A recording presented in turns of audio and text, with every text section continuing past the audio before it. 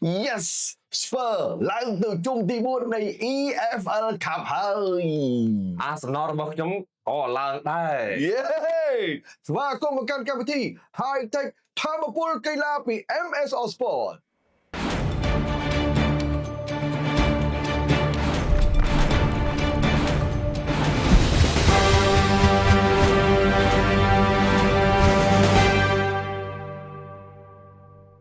ជំរាបសួរបងប្អូនសុខសប្បាយជាទេបាទក្រោយពេលបុណ្យភ្ជុំបិណ្ឌប្រពៃណីជាតិខ្មែរហើយនោះបាទបងប្អូនកំពុងតែវិលចូលមកធ្វើការវិញតាមប្រក្រតីហើយលោកម៉ៃសាជាតិខ្ញុំជឿថាទៅមកពីស្រុកដែរទេបាទមកពីស្រុកបាទបានទៅដល់លេខកំសាន្តខ្លះដែរបាទទៅកំពង់សោមចេញពីកំពង់សោមចូលកពតបាទហួសមកភ្នំពេញវិញអូអញ្ចឹងបានច្រើនដែរខ្ញុំអត់បានណាសោះមកខ្ញុំបាទនៅតែផ្ទះសុទ្ធមកដោយសារតែម៉ែក៏ប្រាប់ថាមិនបាច់ទៅលេងម៉ែទេកូនម៉ែអស់មន់ហើយគាត់ប្រាប់ថាគាត់ទៅមកលេងហើយបាទខ្ញុំគាត់ថាមិនបាច់ទៅលេងទៀតទេបាទតែបងប្អូនផ្សេងទៀតគាត់បានទៅលេងម៉ែបាទអញ្ចឹងយើងតភាគរឿងកម្មវិធីហើយតែតាមប្រព័ន្ធកីឡាមាន Spurs មាន Man City មានArsenal បាទដែលឡើងទៅជុំបន្តនៃ EFL Cup គឺឡើងជុំទី4តែមុននឹងនិយាយរឿងបាល់ទាត់បាទសុំបកមកនិយាយរឿងបណ្ដាលសិនមក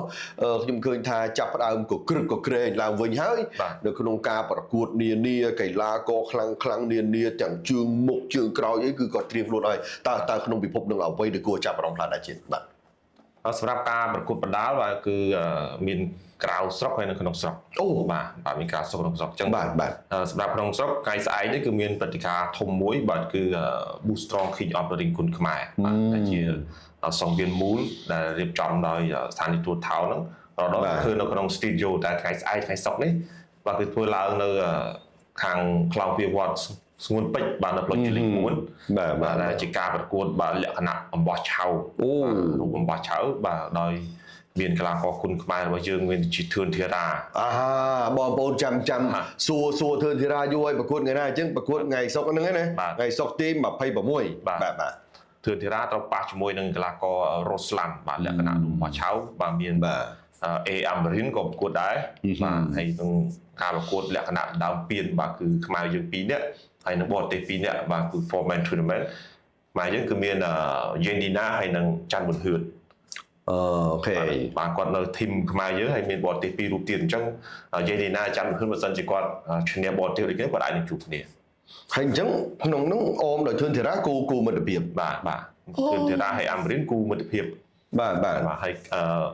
យេនឌីណាហើយនឹងច័ន្ទប៊ុនហឿនគឺគាត់ប្រកួតលក្ខណៈ four manនៅណានៅវត្តស្ងួនពេជ្របាទវត្តស្ងួនពេជ្រផ្លូវជលិក3បាទផ្លូវជលិក4បាទអូខេក៏កបូលបាទនៅកបូលបាទចាប់ពីម៉ោង7យប់អញ្ចឹងខ្ញុំភ្ជាប់មួយដែរទៅខ្ញុំដឹងមួយរឿងដែរតាបាទគឺខាងភេសជ្ជៈបើកម្លាំងកម្ពុជានេះវិញម្ដងនៅស្ទឹងមានជ័យនេះបាទមានលនបញ្ញាបាទលនបញ្ញាចេញវាយជាមួយនឹងមកពីអ៊ូកងដាម្នាក់នឹងលឺសូស្វិតឬសូឆ្អឹងតាន់ណាបាទលនបញ្ញាមួយរយៈនេះស្រែករកតែរបស់ពិតទេស្រែកមកពីអ៊ូហ្គាន់ដាបងប្អូនស្គាល់ជនជាតិអ៊ូហ្គាន់ដាហើយគេមនុស្សស៊ូមនុស្សស៊ំមនុស្សសាំជាមួយអាកាសធាតុបាទឈ្មោះថាអាវ៉ាត់កាស៊ីមបាចាំមើលបាទនឹងលនបញ្ញាប៉ុន្តែមានគូ format tournament ដែរមានគូ format tournament ដែរថ្ងៃសៅរ៍ម៉ោង5កន្លះនៅបាយ័នស្ទឹងមានជ័យមានកាត់មីងហុងបាទមានកាត់មីងហុងមានគឹមសវណ្ណគឹមនោះល្អណាស់បាទពេញ100គីឡូ54ហុងឯគឺសវណ្ណគឹមនេះគឺល្អក្បាច់ដូចគ្នាបាទវាបាយយកបន្ទុកដូចគ្នាបាទហើយ2នាក់ទៀតដែលត្រូវចូលប្រគ្រប់ format tournament នោះមានមួយមកពីប្រេស៊ីលឈ្មោះថា Leandro មួយទៀតមកពីឡាវមានឈ្មោះថា Campi បាទ Campi ខាំពូនោះដល់មែនខាំពូអាចគីឡូ60នេះ54នេះហើយបាទពូក៏ប្រហែលជាមិនសូវបានមកស្រុកខ្មែរគាត់ឡាវដែរបាទប៉ុន្តែឃើញគាត់នឹងបោះពាក្យបោះសម្ដីផ្លែផ្កាឌឺដងដើមដោយសម្ដីអីច្រើនដែរនោះបាទឥឡូវកុំបំភ្លេចរឿងនោះមួយយើងចាប់អារម្មណ៍បន្តចុះថាក្រៅស្រុកវិញក្រៅស្រុកមានថ្ងៃនេះចេញបាទចាប់ដើមចេញគឺមានម្នាក់បាទចេញទៅម៉ាឡេស៊ីបាទគឺកីឡាកររិទ្ធីមន់ព្រៃរិទ្ធីមន់ព្រៃដែលប្រកួតថ្ងៃ28បាទ28ថ្ងៃនេះទៅគាត់ស្អាតថ្លឹងគីឡូ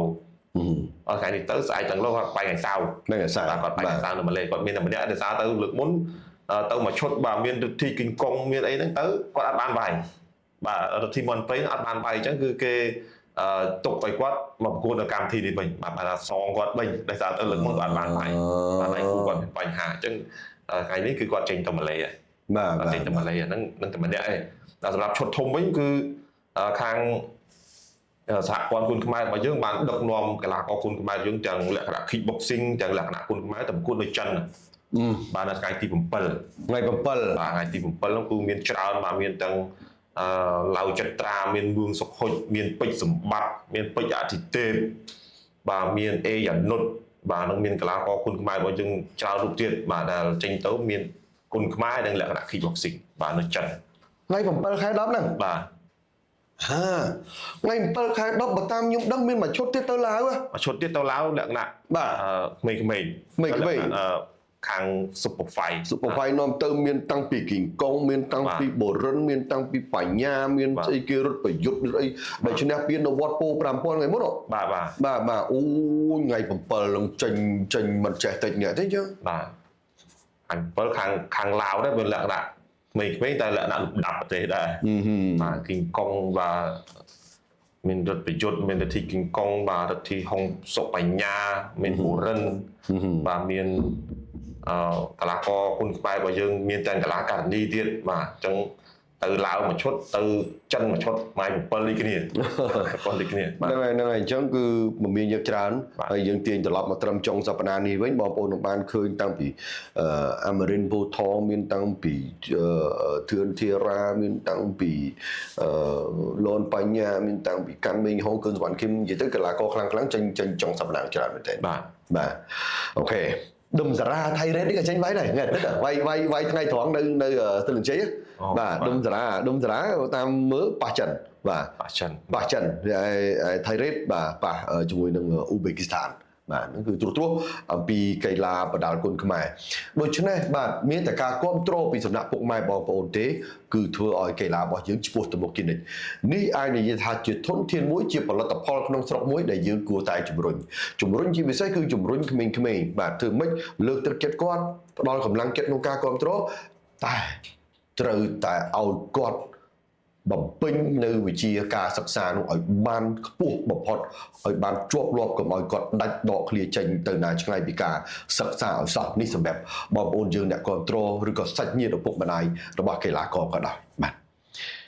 ឥឡូវយើងចេញទៅបរទេសវិញម្ដងទៀតបាទមិនទៅអាសំណល់ខ្ញុំអួតស្ពើលេងអួតអាសំណល់មកវ៉ាប់ដែរក៏ផុតជុំ3ចូលជុំ4នេះ EFL Cup បាទយប់មិញនេះ EFL Cup គឺក្រុមនៅក្នុងក្របខ័ណ្ឌ Premier League គឺឈ្នះទាំងអស់បាទឈ្នះទាំងអស់បាទគឺមាន Man City Newcastle Arsenal Spurs បាទឥឡូវខ្ញុំនិយាយរឿង Arsenal បាទមួយគូបាទទុកឲ្យបោះសុនថានិយាយ Spurs វិញបាទ Arsenal យប់មិញនេះគឺឈ្នះបាទក្រុមលំដាប់ទី4ដែរបាទលំដាប់ទី4បាទឡើងមកលំដាប់ទី3បាទកាលពីដូវកាលមុនដែល Arsenal បានសងសឹកឲ្យ Man U ព្រោះថា Man U ធ្លាក់ក្រុមកម្រិតទី4កាលពីជុំទី3កន្លងមកបាទអញ្ចឹង Arsenal ជំនាញគឺឈ្នះ2-0បាទទៅលើក្រុម Port បាទ Vale ហ្នឹងបាទគឺកម្រិតផល2-0ហើយIze បាទគឺបានសុទ្ធគ្រាប់ទី1បាទដែលគ្រាប់បាល់ដំបូងរបស់គាត់បាទឲ្យ Arsenal បន្ទាប់ពីផ្លាស់ពី Crystal Palace មកបាទអញ្ចឹងយប់មិញនេះសុទ្ធមកគ្រាប់បាទនៅនាទីទី8ហើយនឹងត្រូសាតបាទថែមមកគ្រាប់ទៀតបាទគឺ2-0ឡើងទៅជុំទី4ចាប់ឆ្នោតរួចរាល់ហើយបាទជាមួយនឹង Brighton បាទ Arsenal ជុំបន្តទៅប៉ះជាមួយនឹង Brighton បាទ Arsenal ប៉ះ Brighton ដែលបានឡើងមកកាន់ជុំទី4នេះគេហៅថាវគ្គ16ក្រុមហ្នឹងបាទដែល Brighton បានទទួលជ័យជំនះលើក្រុមបាល់ទាត់ Barnsley បាទចំណែក Spurs គឺឈ្នះ3-0លើក្រុមបាល់ទាត់ Doncaster Rovers បាទហើយ Newcastle ដែលបានឡើងទៅដែរគឺឈ្នះទៅលើក្រុមបាល់ទាត់ Bradford 4-1 Manchester City ក៏ឡើងដែរដោយឈ្នះ2-0លើក្រុម Huddersfield Town Liverpool ក៏ឡើងដែរដោយឈ្នះលើក្រុមបាល់ទាត់ Southampton 2-1 Wrexham បាទឈ្នះ Reading 2-0 Wolverhampton Wanderers ឈ្នះ2-0 លើក្រុម Everton Wycombe ឈ្នះ Wigan Athletic 2-0 Chelsea ឈ្នះ Lincoln City 2-1 Cardiff City ឈ្នះ2-1 លើក្រុម Burnley Fulham ឈ្នះ1-0 លើក្រុម Bolton Cambridge ហើយ Brighton ឈ្នះលើក្រុម Bolton Barnsley 6-0 Swansea ឈ្នះ Nottingham Forest 3-2 បាទចំណែកឯ Millwall និង Crystal ក្រោយស្មើគ្នា1-1ហើយទាត់ពេលនឹងទីទៅ Crystal ជាអ្នកឈ្នះ 4-2 Brentford បាទស្មើគ្នាជាមួយ Aston ដែរក្រោយមកក៏ឈ្នះពេលនឹងទី 4-2 លើ Aston ហើយ Grimsby ឈ្នះ Sheffield បាទអញ្ចឹងដោយលោកជាតិបាននិយាយបាញ់មិញអញ្ចឹងវគ្គ16ក្រុមចុងក្រោយបានចាប់ឆ្នោតរួចរាល់ហើយឥឡូវយើងទៅមើលបាទArsenal ប៉ះ Brighton អត់ធម្មតាទេ Brighton នេះបាទ Grimsby ប៉ះ Brentford Liverpool ប៉ះ Crystal Newcastle ប៉ះ Spurs ញាក់សាច់ហើយគូនឹងញាក់សាច់ហើយបាទ Swansea ប៉ះ Man City Wolves ប៉ះ Chelsea Wrexham ប៉ះ Cardiff រីឯ Wycombe ប៉ះ Fulham Wanderers នឹងគឺ8គូស្មើនឹង16ក្រុមដែលការប្រកួតប្រជែងគឺធ្វើឡើងនៅមួយពេលមួយយប់នឹងតែម្ដងគឺយប់ថ្ងៃ28ឈានដល់ថ្ងៃ29បើគិតជាមួយម៉ោងខ្មែរអាចខុសគ្នាតិចតួចបាទយើងអាចនិយាយ2ថ្ងៃជាប់នេះចុះថ្ងៃ28និងថ្ងៃទី29ខែតុលាឆ្នាំ2025គឺវគ្គ16ក្រុមនៃ EFL Cup បាននឹងបន្តដំណើរដើម្បីជំរុះប្រកួតប្រជែងយកទៅតទៀតថាតើក្រុមណាបានជើងឯកបាទសូមបញ្ជាក់ថាការប្រកួតនេះគឺមានតែ Liverpool ទេបានពានច្រើនជាងគេបាទ Liverpool 10គ្រឿង Man City 8គ្រឿង Man U 6គ្រឿង Chelsea 5គ្រឿង Aston 5គ្រឿង Spurs 4 Nottingham 4 Leicester 4 Arsenal ធ្លាប់បាន2ដែរArsenal ធ្លាប់បាន2គាត់ថាចុងក្រោយបំផុតឈ្នះឆ្នាំ93បាទបាទនេះរឿងរ៉ាវបាទ EFL Cup បាទយើងទៅមករឿងទៀតបាទរឿងវិញក៏ក្រៅដែរបាទរឿង Europa League បាទរឿង Europa League បាទក៏មានការប្រកួតច្រើនបាទហើយអ្វីដែលចាប់អារម្មណ៍បាទគឺគូ Real Betis បាទ Real Betis បាទគឺជួបជាមួយនឹង Nottingham Forest បាទ Nottingham Forest នេះការពិតគឺគាត់ត្រូវលេងនៅពាន Conference League ទេបាទលេង Conference League ប៉ុន្តែដោយសារតែ Crystal Palace គាត់ប្តឹងចាញ់បាទ Crystal Palace គាត់លេង Europa League ប៉ុន្តែដោយសារតែខាង UEFA គាត់ត្រួតពិនិត្យមើលថា Crystal Palace ហើយនឹង Lyon បាទ Lyon នៅបារាំងគឺមានម្ចាស់តែមួយបាទអញ្ចឹងគឺมันអាចលេង Europa League ដូចគ្នាទេបាទនៅ Lyon ក៏មានការប្តឹងដល់ដែរដោយសារតែ Lyon គាត់មានវិបត្តិហេតុអីវត្ថុគាត់ត្រូវធ្លាក់ទៅលេងនៅលីកទី2របស់បារាំងប៉ុន្តែគាត់ប្តឹងឈ្នះទៅគាត់បាននៅលេង League អហើយគាត់ក៏បានលេង Europa League អញ្ចឹងធ្វើឲ្យ Crystal Palace គាត់អាចបានលេង Europa League បាទអញ្ចឹងគាត់ទៅលេង Conference League ហើយ Nottingham Forest តែគាត់ទៅលេង Conference League គាត់ឡើងមកលេង Europa League វិញបាទអញ្ចឹងឥឡូវ Nottingham នឹងទាញមកបន្តិចវិញបាទធ្លាក់ពី AFL នឹងទៅទៀតបាត់ហើយហ្នឹងវិញឥឡូវទៅលេះឡាស់ទៅទៀតហើយយប់មិញ Real Betis មិនទៅបាទយប់មិញគឺលទ្ធផល2ស្មើប៉ុន្តែអ្វីដែលចាប់អារម្មណ៍គឺ Anthony បាទដែលជាគេហៅថា God បាទ Real Betis បាទតែចេញពី Man U ទៅឃើញថាទៅអេស្ប៉ាញគឺគាត់ជោគជ័យមែនតើបាទអ្នកគ្រប់គ្រងក៏ដូចជាក្រុម Real Betis គឺពេញចិត្តបាទចំពោះការលេងរបស់ Anthony ហើយយប់មិញគាត់សុទ្ធបានមួយគ្រាប់បាននៅចុងម៉ោងដើម្បីតាមស្មើបាទ Nottingham Forest 2-2បាទក្នុងការប្រកួត Europa League នេះបាទហើយក្រៅតែពីNottingham Forest បាទដែលបាន2ស្មើយើងឃើញថាការប្រកួតហ្នឹងគឺចូលដល់បើនិយាយពីនេះមិនមែនចាញ់ធ្លាក់ណាការលេងសំពងបាទការលេងសំពងហើយវគ្គហ្នឹងគឺទៅដូចទៅចាប់ផ្ដើមដែរមែនទេបាទទៅចាប់ផ្ដើមដែរបាទជាមួយនឹង Champions League ដែរបាទហើយ Europa League គឺរូបមន្តគឺរក្សាដូចឆ្នាំមុនដែរបាទថាក្រុមដែលធ្លាក់ពីបាទជំរុះ Champions League ហ្នឹងគឺអត់មានមកចូលលេងនៅបាទ Europa League ទេបាទកាលពីប្រកួតរូបមន្តមុនគឺសម្រាប់វគ្គចែកពូលក្រុមលេខ3នៅក្នុងពូលគឺអាចចូលមកលេងនៅ Europa League តែឆ្នាំនេះ2ឆ្នាំចុងក្រោយនេះគឺអត់ទេបាទគឺមកគឺដូច League ដែរបាទគឺយកពីលេខ1ដល់បើ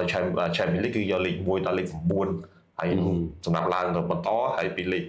9ចុះមកធ្វើលេខប្រមាណនេះគឺមានសិទ្ធិទៅលេងយកវគ្គ play off អញ្ចឹងទៅបាទបាទ អូខេយើងសង្ខេបត្រឹមប៉ុណ្្នឹងយើងនិយាយពីរឿងផ្សេងតទៅទៀតបាទនៅប្រហែលថ្ងៃមុននេះកាលពីថ្ងៃអង្គារបាទកាលពីថ្ងៃអង្គារខ្ញុំឃើញព័ត៌មានមួយដែល FIFA បានធ្វើការពិភាក្សាអំពីការពង្រីកនៃការប្រកួតបាល់ទាត់ពិភពលោក World Cup បាទផ្នែកបុរសបាទទៅជា64ក្រុមបាទនៅឆ្នាំ2030មិនដឹងថាទៅរួចអត់ឥឡូវវាចាប់ដល់វិវត្តខ្លាំងទៅណាបាទ32ពីដើមលេងមកប្រទេសឬក៏សហម្ចាស់ផ្ទះបាទឥឡូវ32ឆ្នាំ2026នោះលេងតាំងពីអាមេរិកកាណាដាមេស៊ីកូវាកាន់តែរីកទៅហើយដល់ពេលឥឡូវគាត់វិវត្តទៅ4ឆ្នាំទៀតអាចលេងដល់64ក្រុមអាហ្នឹងបើសិនតែគេលើគេថាគេគិតអាចទៅរួចប៉ុន្តែមើលលោកម៉ៃតាជាតិជាអ្នកតាមដានម្នាក់ដែរតើគិតថាយ៉ាងណាសម្រាប់64ក្រុមខ្ញុំគិតថាច្រើនបាទគឺ UEFA គាត់ FIFA គាត់ចង់បានច្រើនអញ្ចឹងហើយដើម្បីអ្នករៀបចំអញ្ចឹងគឺមានការប្រកួតច្រើនលក់សម្បត្តិបានច្រើនសម្រាប់ប្រទេសផ្សេងគាត់គិតថាសមត្ថភាពរបស់គាត់ក៏មានកម្រិតដែរបាទទៅអត់រួចជាមួយបើសិនជាគាត់ប៉ះក្រុមធំគាត់ទៅអត់រួចប៉ុន្តែក៏គាត់ចង់លេងព្រឹត្តិការណ៍ធំដែរបាទធម្មតាប្រទេសផ្សេងបានចូលទៅបាទ World Cup មួយគឺជាពិសេសប្រទេសដែលអត់ទៅបានលេងដូចនៅអាស៊ីឬអីយ៉ាងចឹងបាទដូចអ៊ូបេគីស្ថានអញ្ចឹង World Cup ឆ្នាំក្រោយហ្នឹងគឺគាត់ទៅលើកដំបូងចុងគឺមកប្រទេសគាត់ផ្អើលតែម្ដងបាទអញ្ចឹងបើសិនជាឡើងដល់64ទៀតឱកាសក្រុមផ្សេងគឺកាន់តែមានឱកាសក្នុងការចូលលេងក្នុងព្រឹត្តិការណ៍ធំចឹងហើយអញ្ចឹងគឺគាត់សប្បាយចិត្តនៅក្នុងការចូលរួមប៉ុន្តែតាមតាទោះបីជាអត់ឈ្នះក៏ដោយបាទក៏គាត់ចង់លេងដែរបាទដូចបានលេង World Cup បាទដូចការប្រកួតFIFA ដែលរៀបចំនៅអាមេរិកនោះក្រុមមួយដែលគាត់ចាប់ផ្នោតទៅចំប៉ះ Real Madrid គាត់ទៅចាប់ចំ Real Madrid មិនមែនភ័យបាទបាញ់ចាញ់ទេគាត់វិញមកសប្បាយចិត្តវិញគាត់បានលេងប៉ះជាមួយក្រុមធំប៉ះជាមួយនឹងកីឡាករល្បីគឺគាត់សប្បាយចិត្តទោះបីគាត់ដឹងថាលទ្ធផលបាទទៅមិនរួចឬក៏យ៉ាងម៉េចគឺគាត់ទៅតែគាត់សប្បាយចិត្តអញ្ចឹងងាកវិញអាស្រាប់64នេះចឹងដែរប្រទេសផ្សេងដែលគាត់អត់សូវបានឱកាសគឺគាត់សប្បាយចិត្តក្នុងការចង់ចូលរួមបាទអូខេបាទយ៉ាងដែរយើងទៅមករឿងទៀតបាទព័ត៌មានដែលទើបទទួលបានគឺ Gavi បាទ Gavi ដែលយើងនាំគ្នាតាមដានគាត់ជាមួយពនាងតូចស្រស់ស្អាតនៅស្ប៉ាញពាក់ព័ន្ធនឹងគាត់ហ្នឹងគឺឥឡូវរបួសជង្គង់បាទរបួសជង្គង់គាត់ត្រូវចាក់ចេញពីទីលានយ៉ាងតិចក៏4ខែដែរបាទហើយការវះកាត់ហ្នឹងក៏បានទទួលជោគជ័យហើយប៉ុន្តែត្រូវប្រើពេលយូរបាទសម្រាប់ Gavi ក្នុងការថែទាំរបួសរបស់គាត់បាទចុងក្រោយមានគេនិយាយច្រើនណាស់គេថាដេកតែនៅផ្ទះសោះក៏ឈ្នះបលុនដដែរបើយើងនិយាយរឿងចុងក្រោយនេះដែល Dembele នេះទៅមើលយ៉ាងណាយ៉ាងណីលោកជាតិសូមជួយចាក់បំពេញបន្ថែមបន្តិចបាទDembele បាទគឺបាទវាស្នារបស់គាត់ដូរក្លឹបមកគេថាល្បីមកបាទគឺចាប់ដើមឡើងថារីស័យឡើងកាលនៅមួយបាសេឡូណាគេរកគ្រាបការគាត់ជាមួយនឹងគ្រូពេទ្យហ្នឹងឈឺពេកមានអារូបត្រូលខ្លះគេដាក់គាត់ការមួយពេទ្យឈឺមួយឆ្នាំលេងបានតែប្រកួតឈឺតែពេលគាត់ផ្លាស់មកប៉ារីសសាំងហ្គេម៉ាំងឃើញថារិស័យរបស់គាត់ចាប់ដើមឡើងបាទគាត់លេងមិនសូវឈឺហើយគាត់ជួយឲ្យបាទប៉ារីសសាំងហ្គេម៉ាំងឈ្នះស្ទើរតែគ្រប់ពានបាននៅក្នុងលីកបារាំងកាលពីដល់កាលមុនហ្នឹងគឺឈ្នះទាំងអស់បាទទុំពីលីកអងតាំងពីបាទគប់ដូចអីគឺគាត់ឈ្នះហើយរហូតគាត់ដល់ឈ្នះ Champions League ទៀតដែលជាប្រវត្តិសាស្ត្ររបស់ Paris Saint-Germain ដែលមិនធ្លាប់ឈ្នះសោះហើយនៅ FIFA Club World Cup ហ្នឹងគាត់ឡើងដល់វគ្គដាច់ព្រាត់តែគាត់ចាញ់ Chelsea គាត់ថាគាត់ស័ក្តិសមណាព្រោះថាបើយើងប្រៀបធៀបជាមួយនឹងកីឡាករផ្សេងដែលសុទ្ធច្រើនទេក៏ដោយក៏តែតែមកកន្លែងបាទសុទ្ធច្រើនឬក៏ប្រកួតប្រជែងជាមួយគាត់គឺអត់មានអ្នកលើសគាត់អត់មានអ្នកលើសគាត់អញ្ចឹងគឺគាត់ហាក់បីដូចជារឿងដាច់គេហើយបីមានខ្លះមានហាឡែនមានអឹមបាប៉េមានអីតែមើលទៅគឺគាត់គ្រាន់មកជាគាត់មកជាអញ្ចឹងខ្ញុំគិតថាសមរម្យការឈ្នះលិនដល់របស់គាត់បាទអូខេបាទអញ្ចឹងត្រូវហើយណាបងប្អូនអាចជ្រាបច្រើនអំពីរឿងនេះហើយបាទអរគុណចុងក្រោយខ្ញុំសូមឲ្យបងប្អូនចាប់អារម្មណ៍នឹងអ្វីដែលខ្ញុំនិយាយចុងក្រោយនេះបន្តិចបាទសូមបងប្អូនចូលទៅ like Facebook page របស់ MSR Sport MSR Sport News សូមចូលទៅ subscribe channel Telegram របស់ MSR Sport បាទ subscribe channel YouTube បាទក៏ដូចជា follow នៅក្នុង channel TikTok ដើម្បីតាមដាននៅរាល់ព័ត៌មានដែលពួកយើងបានផ្ដល់ជូនឲ្យលោកអ្នកបាទជារៀងរាល់សប្តាហ៍បាទជារៀងរាល់សប្តាហ៍ហើយចាប់ពីខែតុលាតទៅនឹងមានអ្វីប្លែកដើម្បីផ្ដល់ជូនដល់បងប្អូនទៅចេះមើលហើយ ទទួលបានព័ត៌មានល្អហើយពួកយើងមានដូចថាទំនាប់ដៃទំនាប់ជើងឯងទៅទួយចែកជូនដល់បងប្អូនយើងណាបាទសូម like follow ប្រាប់គ្នាតផងបាទអញ្ចឹងរឿងរ៉ាវត្រឹមប៉ុណ្ណេះបាទថ្ងៃច័ន្ទគឺយើងនឹងបន្តតាមដានជាបន្តទៀតថាតើវិវត្តដល់ណាហើយទាំងពិភពកីឡាបាល់ទាត់និងកីឡាប៉ាដាល់កីឡាទូទៅដែលនាំមកជូនដោយទឹកពិសា High Tech